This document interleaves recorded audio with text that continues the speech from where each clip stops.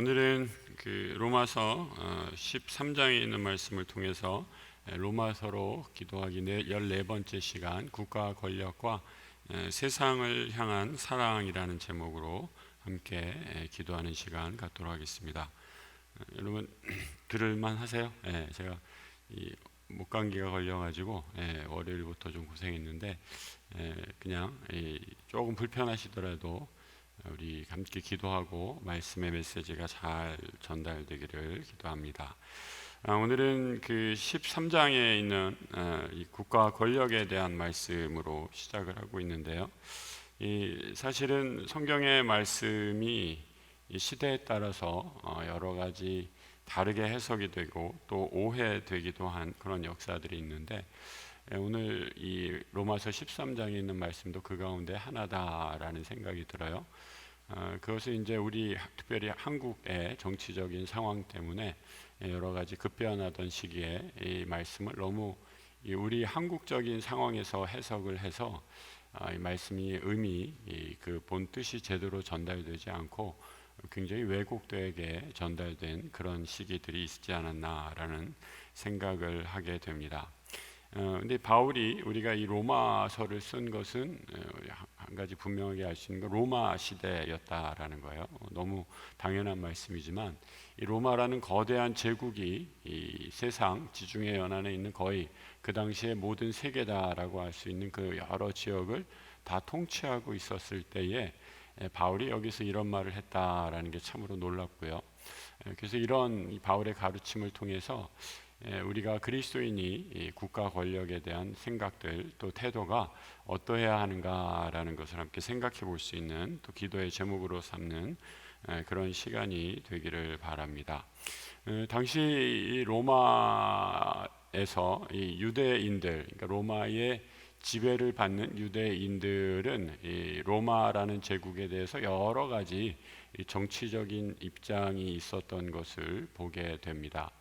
대표적으로 이제 사두개파, 바리새파들이 있었죠. 이 사람들은 이제 철저하게 제국에 순종적이어서 그 제국으로부터 얻는 모든 이익을 다 누리려고 하는 그런 사람들이었다라고 이렇게 말씀드릴 수 있죠. 그래서 이 어떤 그 유대교라는 자신들의 종교 권력을 지키기 위해서 로마라는 권력을 이용하고 또 그 심에 굴복하는 그런 모습의 사람들이 있었다라고 이렇게 큰 부류로 얘기할 수 있고요. 그 다음에 사실은 에세네파라는 또 그런 무리의 사람들이 있었습니다. 에세네파는 굉장히 과격한 이 유대교에서 무장 독립까지도 주장했던 그런 판입니다. 그래서 젤로땅이라고도 하고 과격, 그 요즘에 표현하자면 이제 혁명을 일으켜서라도 로마로부터 무장 투쟁을 통해서 독립을 해야 한다라고 이렇게 생각했던 그런 사람들이 있었습니다. 이런 여러 가지 그 정치적으로 양극단에 있는 사람들, 제가 얼마 전에 예수님의 제자들을 얘기할 때 이런 모든 사람들을 함께 예수님이 제자로 삼으면서 하나님 나라 공동체를 꿈꾸고 가르치셨다라는 말씀을 나누었는데, 이 로마 시대 때, 이 바울 시대 때는 어떻게 보면 예수님 시대 때 그런 정치적 갈등이 더 심화되고 더 격화되는 그런 시기라고 생각을 할 수가 있겠죠. 그런데 오늘 로마서 제일 처음에 13장 1장에서 13장 1절에서 바울이 이렇게 얘기를 하고 있습니다. 우리 1절 한번 같이 한번 읽어보겠습니다. 각 사람은 위에 있는 권세들에게 복종하라. 권세는 하나님으로부터 나지 않음이 없나니 모든 권세는 다 하나님께서 정하신 바라라고 말씀하고 있습니다. 이 바울이 이 권력, 소위 이제 공권력이라고도 할 수 있고요, 국가 제도에 대한 가장 큰 입장, 태도를 말씀하고 있는 거죠. 각 사람은 위에 있는 권세에게 복종하라라고 이렇게 말씀하고 있습니다. 이 통치자의 권위를 존중해라라고 이렇게 말씀하는 거죠. 요즘에 우리가 사는 이 시대는 이제 권위가 상실된 시대 아닙니까? 누구로부터 누구의 말을 듣는 것을 싫어하는 사람이에요. 뭐 이렇게 하라 저렇게 하라 그러면 이제 바로 꼰대라는 소리를 듣게 되죠. 누가 왜 감히 나의 자유를 침범하느냐라고 이렇게 이야기하는 그런 시대 가운데, 그런 세태 가운데 살고 있습니다. 그런데 성경은 국가 권력의 통치자의 권위를 존중하라라고 이렇게 얘기하고 있으면서 그 이유가 이렇게 얘기하고 있죠. 권세는 하나님으로부터 나지 않음이 없나니 모든 권세는 다 하나님께서 정하셨기 때문이다라고 이렇게 말씀하고 있어요. 세상에 있는 권세자를 세우시는 것, 그 세우신 분의 배후에는 하나님의 통치, 우리가 한번 지난 시간에 배웠듯이 하나님의 주권이 숨어져 있기 때문에 그 하나님의 주권을 믿는 성도들이라면 세상의 통치자들에게도 순종해야 한다라고 이렇게 말씀하고 있는 거죠. 그러면 이제 바로 여러분들께서 이제 그런 질문이 나오실 거예요. 아니 목사님, 그러면 그 지도자가 불의한 지도자면 어떡합니까? 뭐 지도자가 내 마음에 안 들 수는 있겠는데 뭐 그거야 뭐 어느 정도 우리 민주사회에서 얼마든지 있을 수 있는 일이잖아요.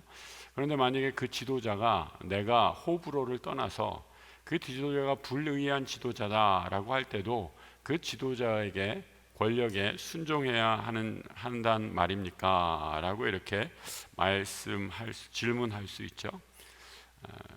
뭐 여기 성경에서는 그런 디테일한 어느 정도의 악을 참고 그 사람도 받아들여야 된다 이런 말씀을 하고 있지 않아요. 하지만 큰 맥락에서 문맥을 통해서 보면은 바울은 분명히 얘기하고 있습니다. 좋은 지도자든 나쁜 지도자든 간에 인간적인 판단을 떠나서 그 사람이 권자의 지도자의 자리에 앉아 있을 때 그 사람은 하나님이 세우신 것임을 인정하라라고 말씀하고 있다라는 거죠.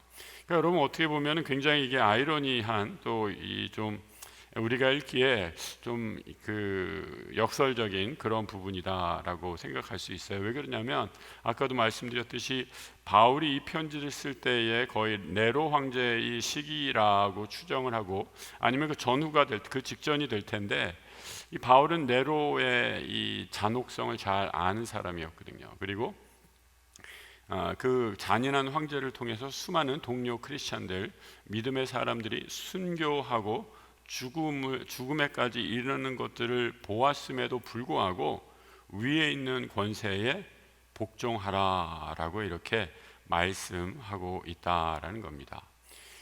그러니까 여러분 이렇게 그 여기까지만 이렇게 딱 보면서 예전에 이제 제가 학교 다닐 때 그 시절에 이 기독교를 향해서 이 소위 이제 운동권 하는 친구들이 기독교는 현실 타협적인 종교다. 이 국가 권력에 무조건 투항하는 그런 아주 비겁한 종교다라고 하면서 굉장히 비난하고 또 많이 논쟁을 했던 그런 기억들이 있습니다. 그런데 이 오늘 본문에서 말씀하는 것은 그보다 더 큰 차원, 우리가 눈에서 보여지는 그런 현상적인 권세를 잡은 자들에게 그냥 무조건 복종하라라는 그런 의미가 아니라 지금 말씀드렸듯이 그 권세를 주신 자, 이 세상의 권세자라는 자리에 앉힌 자가 그분이 바로 하나님이심을 인정한다라는 그 고백 위에, 그 믿음의 고백 위에 우리에게 주신 지도자를, 권세자를 인정하라라고 이렇게 말씀하고 있다라는 거죠. 그래서 이 두 가지가 지도자는 하나님이 권세를 부여하신 거고 이 지도자는 하나님께서 세우신 자이시기 때문에 우리가 그 사람에게 복종할 이유를 갖게 되는 거지, 이것을 하나님이라는 이 세상의 모든 세상 만물을 다스리시는 하나님이 주권자이시라는 생각을 빼버리고 세상의 권세자만을 생각한다면 여러 가지 혼선된 논의들을 낳게 된다라고 이렇게 얘기하는 거죠. 그래서 칼빈은 이런 얘기까지 했어요. 한번 잘 들어보세요. 권세자는 하나님의 찬란한 권세를 맡은 자이고 백성은 하나님에게 영광을 돌리는 것처럼 최대한의 권세와 복종을 그 지도자에게 돌려야 한다라고 이렇게 얘기하고 있어요.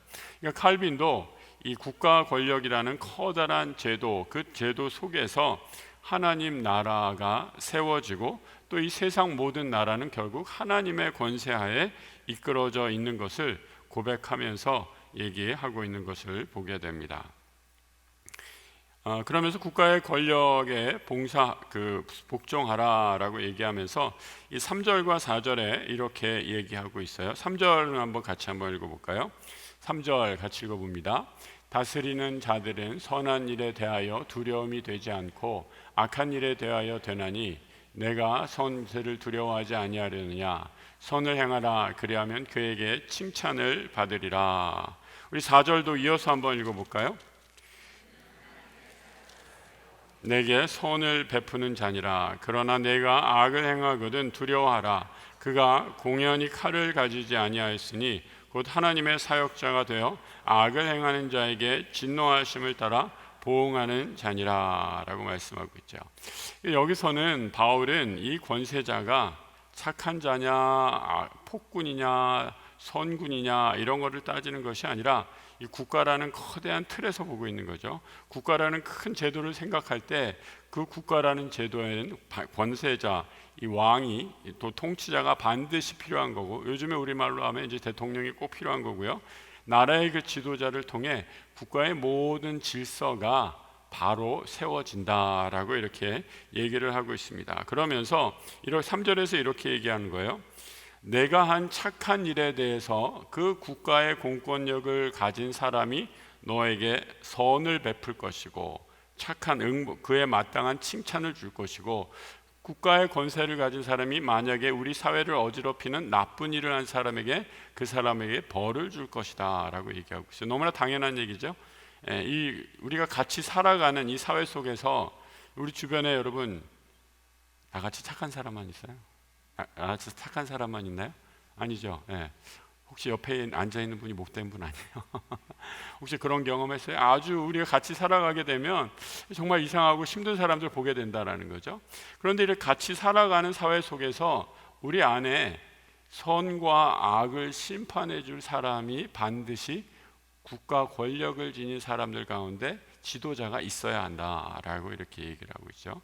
그리고 그 권력을 지닌 사람은 4절에서 이렇게까지 얘기하고 있어요. 그 사람은 하나님의 사역자다. 하나님의 사역자가 돼서 우리 안에서 선과 악을 구분하는 심판자의 역할을 하는 사람들이다라고 이렇게 얘기하는 거죠.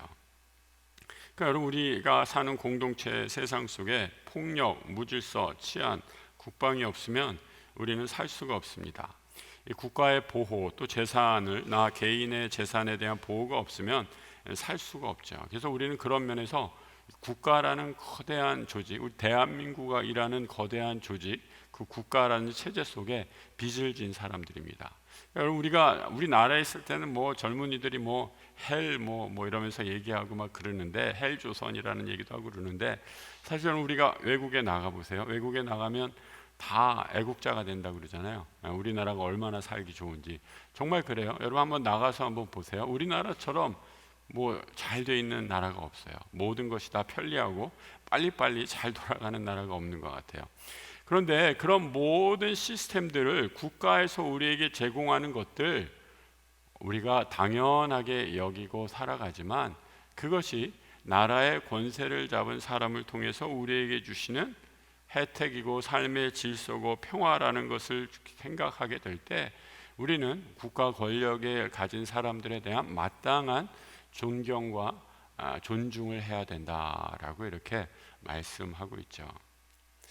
그러니까 여러분, 우리가 저는 그래서 우리 그리스도인들이, 세상 사람들은 정치인들에 대해서 뉴스에서 막 그냥 안주거리로 씹는 것처럼 막 이렇게 도마 위에 올리고 여러 가지 비판을 많이 하지만, 우리 그리스도인들이 이 지도자에 대한 태도는 이 세상 사람들과 똑같아서는 안 된다라는 생각을 하게 됩니다. 먼저 기도해야 한다라는 생각을 합니다. 우리 디모데서에서도 나와 있어요. 너희는 국가의 위정자들을 위해서 우선 무엇보다도 기도하라라고 이렇게 말씀하고 있는 것을 보게 됩니다. 우리 그리스도인들은 나라의 지도자들을 위해서 기도하기 위해 부름받은 사람들임을 꼭 기억하면서 국가 지도자들, 또 우리 사회의 모든 각 부분의 지도자들을 위해서 기도하는 우리 성도들 되시기를 축복합니다.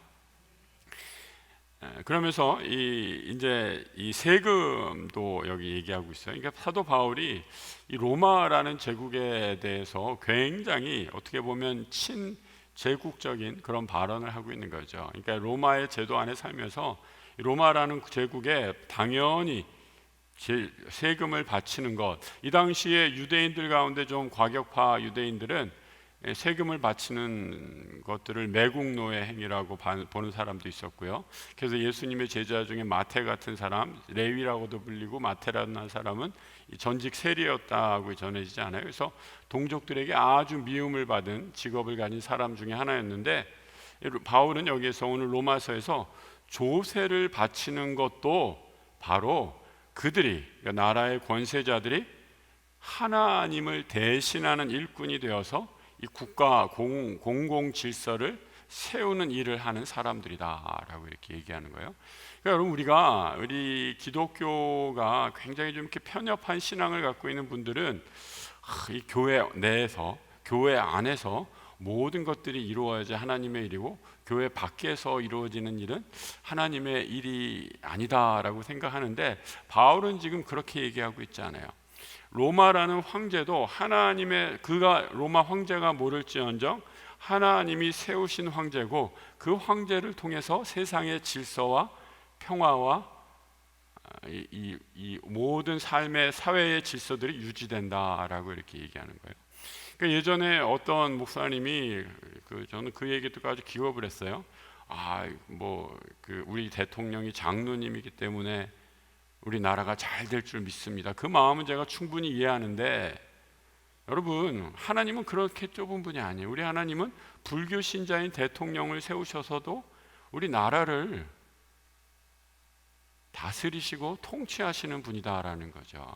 이 믿음을 우리가 가져야 되는데, 이 기독교인들이, 그 당시 생각하는 사람들이 세상과 교회, 성과 속을 너무 이분법처럼 생각해서 교회 안에서만 우리가 하는 일만 하나님의 일이고 다른 사람들이 하는 것은 하나님의 일이 아니다라고 착각했던 그런 오류, 선입견들을 교정해 주고 있다라는 거죠. 저 로마 사람, 너희들이 그토록 싫어하는 로마 제국, 그 황제를 통해서도 하나님이 지금 이 세상을 다스리고 계신다라는 그런 믿음을 가지며 국가 권력을 존중하고 기도하라라고 이렇게 말씀하고 있다라는 겁니다.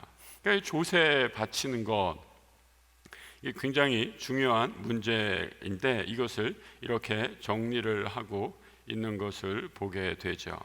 그러니까 여러분, 이 세상에 있는 그 조세, 관세, 이 두려워할 자를 두려워하고 존경할 자를 존경하라라는 것을 통해서 그리스도인들이 기본적으로 해야 될 사회적 책무들을 기꺼이 하라라는 것을 얘기해 주고 있어요. 그러니까 신앙의 고백 가운데, 어떤 신앙의 고백 가운데, 제가 어느 신앙의 고백이라고는 얘기 안 하겠어요. 어떤 이 교단 신학에서는 이 국가와 사회, 이 교회와 사회를 아주 철저하게 분리해서 남자들은 군대 가지 않는다라고 이렇게 얘기해요. 그래서 차라리 영창, 이 감옥에 가지, 나는 군대 가지 않겠다라고 주장하는 사람들이 있어요. 이건 바른 신앙의 모습이 아니다라는 거죠. 왜요? 하나님께서 우리를, 이 세상을 믿는 자와 믿지 않는 자, 또 선인과 악인에게 골고루 다 복을 주시고 비를 내려주시는 그런 천지 만물의 주관자, 천지를 창조하신 하나님으로 우리가 믿음의 고백을 한다면, 우리 주변에 있는 믿지 않는 사람들, 또 믿지 않는 통치자들을 통해서도 하나님이 지금 그들을 통해 다스리고 계신다라는 믿음의 고백을 우리가 갖고 그들을 위해서 기도할 책임이 우리 그리스도인들에게 있다라고 지금 말씀해 주고 있는 것입니다. 그러면서 이어지는 이 통치자, 이 지도자들에 대한 말씀에 이어서 8절에 이렇게 이어지고 있습니다. 8절 같이 한번 읽어보겠습니다. 피차 사랑의 빛 외에는 아무에게든지 아무 빛도 지지 말라. 남을 사랑하는 자는 율법을 다 이루었느니라. 9절 우리 십계명에 대한 말씀이었고요. 그 다음에 10절 한 9절 건너뛰고 10절 한번 읽어보겠습니다. 사랑은 이웃에게 악을 행하지 아니하나니 그러므로 사랑은 율법의 완성이니라. 그러니까 9절에 간음하지 말라, 살인하지 말라, 도둑질하지 말라, 탐내지 말라, 또 그의 뭐 다른 모든 계명 다 얘기하면서 내 이웃을 내 자신과 같이 사랑하라, 이 말씀으로 다 모아진다라고 하면서 사랑은 율법의 완성이다라고 이렇게 말씀하고 있다라는 겁니다. 이게 사랑의 법, 이것이 바로 율법의 최종 완성이다라고 이렇게 말씀하고 있어요. 우리가 하나님의 말씀을 공부하고 하나님의 말씀을 묵상하고 또 하나님의 말씀을 암송하고 또 말씀을 듣고 성경 공부하고 성경 통독하고 이 모든 일들, 그 일들은 성경 공부하고 묵상하고 그 모든 이 지식적인 활동은 결국은 뭐예요? 사랑을 실천하기 위한 모든 노력이다라고 이렇게 얘기하는 거죠. 그러니까 우리가 성경은 많이 아는데 성경 막 율법 막 다 외웠어요. 달달 외웠어요. 그래서 뭐 어떤 성경을 통째로 다 외웠어요. 그런데 사랑하지 않아요. 상대에 대한 존중이 없어요. 오히려 마음속에 미움과 분노가 가득해요. 그러면 여러분 어떻게 되는 거예요? 위선자라는 소리를 듣게 되는 거죠. 입으로는 사랑 사랑 외치면서 실천하지 않으니까 그런 비판을 듣게 되는 거다라는 거죠. 오늘 바울은 분명히 얘기하고 있어요. 우리가 세상에 살면서 결국은 세상 권력에 대한 얘기를 쭉 하면서 그 권세자들을 위해서 기도하라라고 얘기하면서 그 다음으로 바로 이어지는 말씀이, 우리는 이런 세속화된 세상, 어떻게 보면 하나님이 다스리는 것 같지 않지만 이 세상도 하나님이 다스리는 세상임을 우리가 믿음으로 고백한다면 이런 세상 속에서도 우리는 사랑을 실천해야 할 의무와 책임이 우리에게 있다라고 말씀하고 있는 거죠. 교회 안에서만 사랑과 정의, 공의를 외치는 것이 아니라 우리가 사는 세상의 삶의 자리에서 하나님의 사랑을 실천하는 그 사람이 하나님 나라의 진정한 성도요 일꾼이다라고 지금 말씀해 주고 있는 겁니다. 예전에 그 아랍권에서 목회하시는 목사님, 선교사님으로 통해 들었는데요. 이 아랍은 여러분 우리가 이 무슬림이 아주 절대적이잖아요. 그래서 선교하기가 너무 힘들고요, 말씀을 가르치기도 너무 힘들고요. 그래서 너무 하여튼 열악한 상황 속에서 정말로 여러 가지 위협, 생명의 위협이 많은 곳에서 이 성도, 이 크리스찬, 이 그리스도인의 정체성을 지키면서 살아가는데 그 목사님이 그렇게 얘기하셨대요. 설교를 하시면 이 설교를 어떻게 하느냐, 교인들이 다 실천할 때까지 계속 한대요. 무서운 말씀이죠, 여러분. 뭐 가령 오늘 서로 사랑하십시오. 그러니까 뭐 몇 명 되지 않으니까 저는 그런 일 없을 테니까 걱정하지 마세요. 몇 명 되지 않으니까 교인들이 서로 사랑할 때까지 계속 그 사랑에 대해서만 설교한다는 거예요. 그러니까 1년에 설교 주제가 딱 4가지밖에 안 나오더래요. 4가지만 놓고 계속 설교하는 거예요. 또 하고 될 때까지. 결국 뭐예요? 우리가 이 말씀을 듣는 것은 많이 듣는데, 그래서 머리는 이만큼 커졌는데 이 손과 발이 움직이지 않아서 이 말씀이 그냥 여기서만 딱 이렇게 멈추는 거예요. 어디에 딱 걸려가지고 소화불량이 돼서 이게 아래로 내려가서 손과 발이 움직이면서 정말 섬기고 사랑하는 데까지 나아가는데, 그냥 그 말씀을 들을 때는 좋다, 은혜된다, 그 눈물 찔끔 나오고 끝나면 다 잊어버리는 그런 식의 그것을 은혜 받았다라고 착각하면서 살아가는 그런 모습들이 우리에게 있지는 않은가 한번 반성하게 되는 그런 생각입니다. 그래서 십계명, 사랑의 빛 그 말씀하면서 이것은 반드시 지키면서 살아가라라는 거예요. 우리 성도들은 빚을 지지 않는 사람들이다. 사랑의 빛 외에는 아무것도 지지 않는 사람들이다라고 이렇게 말씀하고 있는 것입니다. 교인들 간에 돈 좀 꾸시나요? 우리 돈 꾸고 가고 안 갚는 분 있으십니까? 그럼 뭐 어려우면 꿔야지 어떡하겠어요. 믿을 사람이 그래도 옆에 있는 우리 성도들밖에 없는데, 그죠? 당장 먹을 게 없는데 어떻게 해요? 돈 꿔달라 그래야지. 근데 꿀 때 꾸더라도 꼭 갚아야 합니다. 그렇죠? 성도는 사랑의 빛, 성경에서는 여기 사랑의 빛에는 아무것도 지지 말라라는 말씀, 그리스도인들이 빚도 지지 말고 살아가라 이런 말을 하는 이 맥락에서 하는 것이 아니라 그렇게 좁게 보는 게 아니라 빚을 지면 반드시 갚아야 하죠. 우리가 뭐 고의로 부도를 낸 것이 아니라 어쩔 수 없는 상황들 가운데서 정말 힘든 경제적인 어려움이 났을 때 돈을 갚을 수 없고 또 내심으로는 도무지 그 채무를 해결할 수 있는 능력이 없을 때 뭐 가까운 친지들, 친구들, 이웃 간에 어려움을 처했을 때 도움을 받게 되는 겁니다. 근데 교회 안에서는 가능한 한 빚을 지지 말라라고 이렇게 얘기하는 거죠. 꼭 빚을 지더라도 갚을 수 있는 능력만큼만 빚을 지라라는 거죠. 재밌는 속담이 있더라고요. 찾아보니까 이 돈을 꾸어갈 때는 천사요, 갚을 때는 악마로 변하는 것이 인간이다라고 이런 얘기를 해요. 여러분들 이 돈이 참 사악한 거잖아요. 이 영물이라고 그러잖아요. 돈이 참 마법적인 마성적인 힘이 있어요. 사람들 간의 관계를 빼앗아 버리죠. 예전에 아주 오래전에 일어났던 일인데 실제로 일어났던 일이라고 해요. 부산에 있는 무슨 하모 씨라는 분이 돈을 꿨어요. 그래서 365만 원인가 그거를 이제 꿔가지고 이제 내가 이것을 돈을 끕니다. 차용증을 받았어요. 근데 이제 채권자, 그러니까 돈을 꾸어준 분이죠. 이제 기간이 돼서 너 나한테 갚기로 하지 않았느냐라고 하면서 돈을 갚으라고 하니까 이 양반이 그때에 대해서 이제 막 배째라고 나오는 거예요. 내가 언제 돈 꾼 적 없어, 나 돈 없어 이러고 계속 하다가 이 돈 꾸어준 사람이 이제 화가 나가지고 아니 내가 그때 차용증 써줬잖아. 당신이 하나 갖고 내가 하나 갖고 그 차용증 보여주고 딱 할래니까 이 여자분이 어떻게 했냐면 그 차용증 쓴 거를 구겨가지고 입에다 넣어서 먹어버렸대요. 별로 놀라지도 않으시네. 우리 일상적으로 있는 일인가요? 이게 그 황당한 일이잖아요. 그러니까 그 자기가 갚아야 될 이 채무 이걸 이행하지 않기 위해서 그냥 그거를 그냥 꿀떡 삼켜서 뭐 그때 뭐 고소가 됐는지 뭐 하여튼 그런 게 해서 언론에 소개됐던 그런 기억이 납니다. 여러분 우리가 이 돈을 꾸면은 내가 돈을 빌린 사람이 잘 산다고 그 사람 나보다 훨씬 잘 사는데 이제 안 갚아도 돼. 그래도 되나요? 안 되죠. 네. 그 사람이 살고 있는 거와 잘 사는 거와 못 사는 거랑 아무 상관없이 돈을 꾸었으면 채무 관계에 있으면 갚아야 됩니다.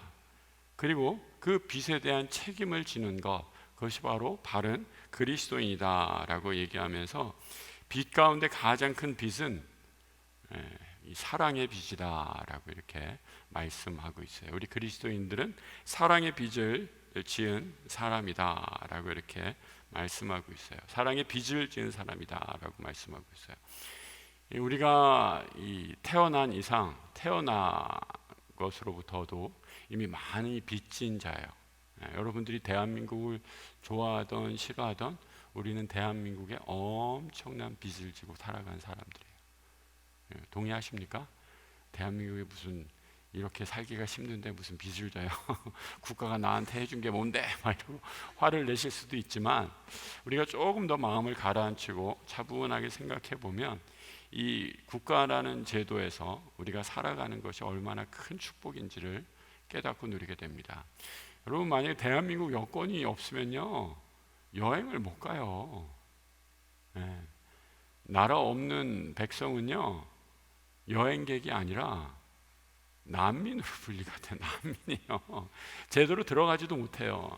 근데 우리가 대한민국 국민으로 대한민국 여권을 가지고 살아가기 때문에 우리는 그 국민으로서의 권익과 그 의무를 그 권위를 누리면서 그 혜택을 누리면서 살아가고 있다라는 거죠.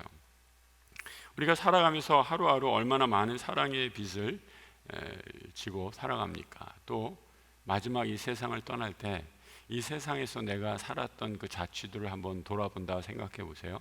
마지막 세상을 떠날 때 얼마나 많은 사람들이 나에게 사랑의 빚을 사랑을 안겨주면서 내가 이 세상을 떠나겠습니까? 그렇고 생각해 보면 정말 사랑의 빚 외에는 우리가 아무것도 진 게 없다라는 것을 다시 한번 생각하게 되는 거죠. 여러분, 우리 그리스도인들이 이렇게 사랑의 비도에는 받은 우리가 아무에게도 비치지 말라라고 말씀하실 수 있는 이유, 바로 우리는 하나님의 사랑에 빚진 자들이기 때문에 그렇죠. 하나님께서 우리를 너무너무 사랑하셔서 독생자 아들 예수 그리스도를 이 땅에 보내주시고 그 사랑의 빛으로 우리가 하나님의 자녀 세웠기에 그 사랑의 빚진 자로서 우리도 사랑을 실천하는 사람이 될 수 있다라는 거죠. 그래서 여러분, 우리가 눈을 감으면 내가 돈 꿔줘서 못 받은 사람 얼굴이 떠오르는 게 아니라, 눈을 감으면 내가 이분한테 더 사랑을 주지 못했는데 그 사랑을 나누어 주실 분들을 좀 생각하면서 사랑의 빚진 자로서 살아가는 것이 정말 귀하고 좋은 우리 성도의 태도가 아닌가라는 생각을 하게 됩니다. 얼마 전에 여러분들 뉴스를 통해서 접하셨으리라 생각합니다. 이 아산병원에 흉부외과 의사로 섬기셨던 주모 교수님 계시죠? 병원 근처에서 응급실 ER 닥터로 일하시기 위해서 병원 근처에서 매일매일 자전거로 출근하다가 새벽에 덤프트럭에 치여가지고 돌아가신, 정말로 그 분야에서 응급실의 ER 닥터의 심장 쪽을 다루시는 분이니까 우리나라에서 몇 명 안 되는 아주 전문가, 권위자 중에 하나라고 그러시더라고요. 그분이 돌아가셨다라는 소식이 언론에 알려지면서 수많은 분들이 그분을 통해서 생명을 얻은 사람들이 댓글이 쫙 달린 거 보면서 얼마나 가슴이 뭉클했는지 몰라요. 이 선생님 때문에 제가 살았습니다. 이 사랑의 빚진 자죠. 그 사랑의 빚진 자로서 더 열심히 살겠습니다. 이런 댓글을 남기는 것을 보면서 정말 그런 사건 보면은 왜 하나님이 저런 분 데려가시나, 왜 저렇게 훌륭한 분 데려가시나라는 것, 이게 참 우리가 거기에는 다 답할 수 없죠. 그런데 우리가 갖는 의문에는 답을 찾을 수는 없겠지만, 그렇기 때문에 더욱더 우리가 사랑을 실천하면서 살아가야 되지 않나라는 생각이 들어요. 우리가 얼마나 큰 사랑에 빚진 자입니까? 예수 그리스도의 보혈의 피, 그 보혈의 피값을 우리가 어떻게 갚을 수 있겠어요? 여러분, 정말 채무자 중에서도 악성 채무자, 도무지 갚을 길이 없는 악성 채무자라는 거예요. 그 사랑의 빚 외에는 우리가 짓지 말고 이 땅을 살아간다면, 여러분, 내가 할 일이 뭐겠어요? 서로 사랑하는 것밖에 없다라는 것입니다. 그래서 바울은 오늘 마지막에 이 시대에 이렇게 말씀하고 있습니다. 11절부터 우리 14절까지 한번 쭉 같이 한번 읽어보겠습니다. 오늘 본문 11절 같이 한번 읽어볼까요? 또한 너희가 이 시기를 알거니와 자다가 깰 때가 벌써 되었으니 이는 이제 우리의 구원이 처음 믿을 때보다 가까웠음이라. 밤이 깊고 낮이 가까웠으니 그러므로 우리가 어둠의 일을 벗고 빛의 갑옷을 입자. 낮에와 같이 단정히 행하고 방탕하거나 술 취하지 말고 음란하거나 호색하지 말며 다투거나 시기하지 말고 오직 주 예수 그리스도로 옷 입고 정욕을 위하여 육신의 일을 도모하지 말라. 아멘. 여러분, 우리가 13장 처음 1절을 봤을 때 이 국가 권력에 대한 다소 좀 무거운 주제로 시작했다라고 말씀드렸는데, 13장 마지막에 마무리할 때는 굉장히 영적인 가르침으로 바울이 이 13장을 마무리하는 것을 보게 돼요. 그러니까 이 어두운 세상, 비록 로마 제국이라는 정말 이 유대인들에게는 어마어마한 악과 같은 그런 커다란, 자기 힘으로 어찌할 수 없는 악한 세상에서 살고 있을지 몰라도, 바울이 성도들은 그 세상의 권력을 주신 하나님을 바라보며 그 권력자를 위해 기도하라 라고 이렇게 얘기하고 있는 거예요. 그렇게 할 수 있는 것, 그리고 또 우리가 지금 그러면 할 일이 무엇입니까? 머리에 띠두르고 대모하고 이 국가를 전복하는 그런 일이 아니라, 우리가 지금 할 일은 이 악한 세상 속에서 그 권세자들을 위해 기도하면서 우리가 해야 할 일, 사랑의 빚진 자로서 사랑을 실천하면서 살아가라 라고 이렇게 연결이 되는 거죠. 우리가 사랑의 빚진 자인데 사랑의 빚 외에는 우리가 무엇을 할 수 있겠느냐라고 하면서 사랑의 빚진 자로서 사랑을 실천하면서 살아가라라고 말씀하고 있어요. 그리고 마지막에서 우리 11절부터 방금 읽으신 것처럼 이 시대는, 다시 돌아가죠, 이 시대는 자다가 깰 시기다. 구원이, 우리 예수님 다시 오시는 그날이 처음 때보다 더 가까웠다. 밤이 깊고 낮이 가까웠으니 우리가 어둠의 일을 벗고 빛의 갑옷을 입자. 세상의 쾌락과 세상의 정욕을 취해 살지 말고 다투거나 시기하지 말고 누구를 책망하거나 원망하고 손가락질하지 말고 서로 사랑하면서 마지막에 오직, 14절 다시 한번 읽어볼까요? 오직 주 예수 그리스도로 옷 입고 정욕을 위하여 육신의 일을 도모하지 말라라고 권면하고 있는 것입니다. 우리 주님으로 사랑의 옷을 입고 세상에 동화되지 않으며 세상을 기도로 변화시키고 하나님 나라의 사랑을 실천하는 그런 성도로서 이 땅을 살아갈 때 하나님께서 우리를 통해 이 세상을 변화시키시고 세상의 모든 어둠을 물리치실 줄 믿습니다. 이 놀라운 은혜의 역사가 우리가 기도하는 이 밤에 우리의 가정에, 우리 사회에, 이 나라의 온 세계에 이루어지기를 우리 주님의 이름으로 축복합니다. 하나님 아버지, 우리에게 베푸신 그 놀라운 사랑으로 사랑의 빚진 자로 살아가겠습니다. 그 사랑 실천하며 가정에서 그 사랑으로 가정이 회복되며 하나님의 사랑이 충만한 천국과 같은 가정 일구겠습니다. 그 사랑으로 우리에게 믿음의 공동체 허락해 주셨는데 내가 좋아하는 사람만 사랑하는 것이 아니라 나를 힘들게 하는 사람들까지도 품으며 기도하며 사랑하는 그런 사랑의 공동체에 일구어 가겠습니다. 그 사랑으로 우리에게 대한민국이라는 이 거룩하고 귀한 믿음의 나라, 하나님의 나라를 허락해 주셨는데 아버지 하나님, 지도자들을 위해 기도하며 나라를 위해 수고하는 일꾼들을 위해 중보하며 기도하겠습니다. 우리를 세워주시고 우리를 새롭게 하여 주시고 그 사랑으로 하나님 충만하게 하여 주시옵소서. 지금은 우리 주 예수 그리스도의 은혜와 우리 하나님 아버지의 크고도 놀라우신 사랑하심과 성령님 우리 안에 역사하시는 은혜의 역사가 사랑의 빚진 자로 우리의 가정과 교회와 우리 대한민국을 사랑으로 살리는 일에 귀한 섬김의 다짐을 하는 고개 숙인 모든 주의 자녀들 위해 지금부터 영원토록 함께 하시기를 간절히 축원하옵나이다. 아멘.